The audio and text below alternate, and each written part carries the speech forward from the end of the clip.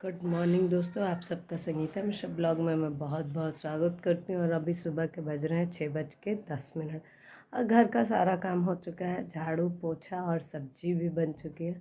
अब चलते हैं प्लॉट पे जहाँ मैंने ज़मीन लिया है। वहाँ आज मिट्टी गिरने वाला है और सुने हैं कि दो लोगों के मुँह से कि मिट्टी वाले गिराते हैं, चोर होते हैं जो गिराते हैं 5 और कहते हैं कि हमने 6, मतलब एक टाली का मिट्टी का पैसा एक्स्ट्रा लेते हैं।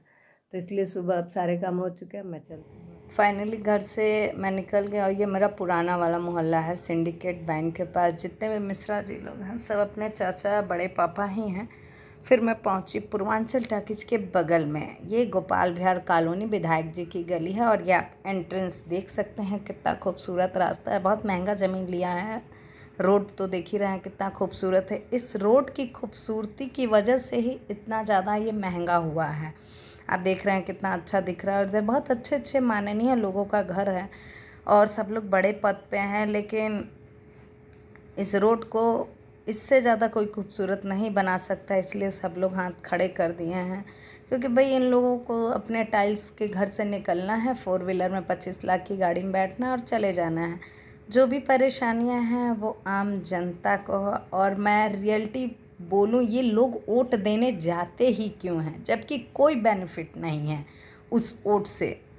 जो उसको वोट दिया जा रहा है उसको एक बंगले के बजाय 4 बंगले हो जाएंगे, 4 गाड़ी हो जाएगी, पर आम जनता को कुछ नहीं होगा। तो भैया मेरा मेरा यही है कि जब तक नेताजी लोग आपके लिए रोड नाली न बना के दें तब तक, ये इलेक्शन का टाइम है, तब तक ही आप लोग बोलिए कि जब तक ये चीज़ें नहीं मिलेंगी तब तक हम लोग कुछ नहीं करेंगे। लेकिन लोग पता नहीं क्या बोलते हैं कि मत है, मतदान देना ज़रूरी है, कुछ कोई ज़रूरी नहीं है। फाइनली हम सतनी सराय में आ गए 12 साल के बाद। बहुत पहले ही मैं चाहती 2012 में ही ले सकती थी, पर मैं उस टाइम बहुत छोटी थी, उतना दिमाग नहीं था और ना ही मेरे को कोई राय सलाह दिया कि ऐसे नहीं ऐसे करना है। मैं क्या बोलूँ आप लोगों से। और आप देख रहे हैं मिट्टी बालू नल सब मैंने करवा दिया है। अब यहाँ से पानी दूंगी मैं। बगल वाले बाबा थे वो पानी दिए। और यहाँ का एक कहानी है कि जब फर्स्ट टाइम ज़मीन लेके और जब मज़दूर आए तो कोई पानी देने से इनकार कर दिया था मम्मी को। तो मैंने भी 2-4 लपेटा कि भोलेनाथ को हम पानी देते हैं और किसी ज़रूरतमंद को नहीं दे। वो तो 1 दिन की 2 दिन की बात होती है, बाकी तो लोग मोटर समरसेबल लगा ही लेते हैं।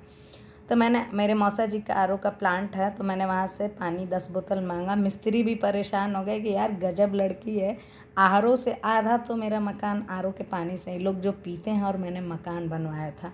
और ये सच्चाई मेरे मौसा जी के लड़के को पता है। फिर मैंने पानी पूरी दीवार पे देने के बाद फिर मैं थोड़ी देर बैठी और मज़दूर आ गया। 9 बजने वाले थे, 9 बजने में 10 मिनट कम था, तब ये आ गए संजय। और आप देख रहे हैं मैं बाबा के घर में बैठी थी। फिर मुझे निकल के जाना था दुकान पे, क्योंकि दुकान भी मुझे देखना है। लेकिन इसी बीच में फ़ोन आ गया मिट्टी वाले का। मैंने कहा चलो भाई मिट्टी वाले को पहले बात कर लेते हैं। तो ये रहा महानुभाव। और आखिर लास्ट में इसने दोगलापंती कर ही दी। इसने बोला मुझसे कि, मैंने बोला 6 टाली मारती, तो इसने बोला नहीं बेटा 4 टाली में हो जाएगा। हमने ठीक है चाचा आप डलवा दिए। मेरे पूरे ख़ानदान को जानता है ऐसा। भाई हम लोग भृगु मंदिर के पुजारी हैं तो सब लोग जानेंगे। हमारे बाबा, हमारे पिताजी लोग सब लोग बहुत बड़े ज्योतिषी थे। तो मैंने कहा ठीक है बाबा। अब इनका मिट्टी का भी पैसा, इनके मज़दूरों का भी पैसा मैंने दे दिया। तो दूसरे दिन मुझसे कह रहा है बेटा 1 टाली। और तब मैंने अपनी माँ बहन करना मैंने शुरू कर दिया। हमने चूतिया समझ के रखा है। चोर कहाँ है? चोर और दिख रहा है। तो मैंने कहा अपना मिट्टी ले जाओ, अगर 1 टाली एक्स्ट्रा है तो। नहीं ले गया। और ये सतनी सराय से भी रास्ता है, आप देख सकते हैं सनातन की गली से। तो मैं मम्मी को रास्ता दिखा रही थी कि डायरेक्ट यहाँ से जाओगी तो सीधे भृगु मंदिर का गेट होगा। तो मैं मम्मी को लेके जा रही थी क्योंकि मुझे मम्मी को दुकान पे बैठाना था। मुझे बहुत सारे काम होते हैं और आप जानते हैं जब घर बनता है तो घोड़े की नाल लग जाती है पैर में। और इधर उधर कितना भी आप सामान ला के रख दो लेकिन कुछ ना कुछ घटता रहता है। और मेरे को लगता है ना कि मेरे पे तो 100 नहीं 200 काम होते हैं। फिर मैं दूध लेने के लिए गई। दूध का पैकेट लेना था क्योंकि सुबह 8 बजे दूध वाली आती हैं दुकान पे देने के लिए। तो लेट हो गया था, 9 बज गया था। फिर 9 बजे मैंने दुकान खोल दिया। अब देख रहे हैं चारों तरफ सामान भी मैं रात को ही ला के रख दी थी। चौक से, क्योंकि जब मुझे ये सब करना है तो सारा काम मैं फटाफट करती हूँ, क्योंकि फिर मुझे चौक में जाना है, क्योंकि मज़दूरों ने फिर और कुछ काम बोले हैं। मतलब मेरा कभी दुकान, कभी घर, कभी मार्केट, कभी कहीं और, मेरा मतलब पूरी हालत मेरी ख़राब हो जाती है।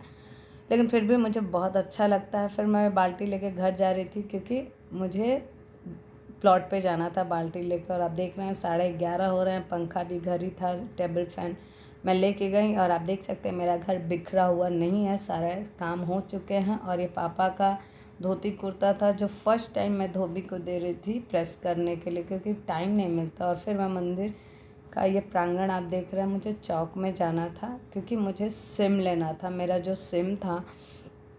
फिर मैं पता नहीं क्या मूड में आया, मैं प्लॉट पे आ गई मज़दूरों को देखने के लिए, कहीं ये लापरवाही तो नहीं कर रहे हैं। और मैं रियलिटी बताऊं, भगवान जो भी घर बनवाए तो यही मज़दूर को रखे। फिर मैं घर आई, फिर मैंने दूध बॉयल किया, क्योंकि मुझे फिर याद आया प्लॉट पे से कि अरे मैंने दूध, नहीं तो दूध गर्मी का दिन है फट जाएगा। फिर मैं चली चौक में सिम लेने के लिए, कि जो सिम था मैंने डब्बे में रखा था, बाकी सारे मेरे सिम थे, जो 2 कोलकाता के थे वो थे सारे सिम, पर वही नहीं मिल रहा था जियो का। तो फिर मैंने कहा कि चलो इसको निकलवा लेते हैं, क्योंकि उसी से मेरी मौज आईडी थी, उस पर अच्छे खासे मेरे फॉलोवर्स हैं, उस पर पॉइंट्स भी बनते हैं, पैसे भी कुछ आ जाते हैं मंथली।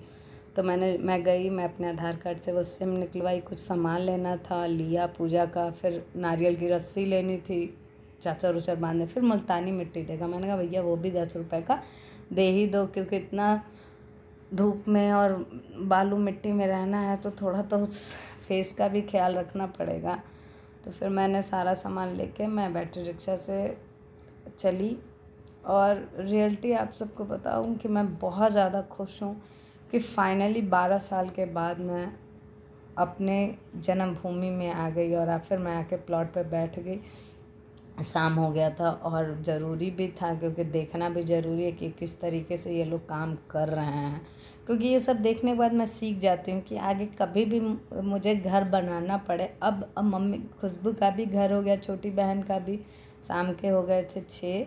अब मज़दूरों को पैसा वैसा दे के मैं निकल गई यही सनातन की गली से। अब खुशबू का भी घर हो गया, मम्मी पापा का। अब मेरा बाकी है तो वो मैं बनाऊंगी और आपको दिखाऊंगी। मिलते हैं नेक्स्ट ब्लॉग में, बाय।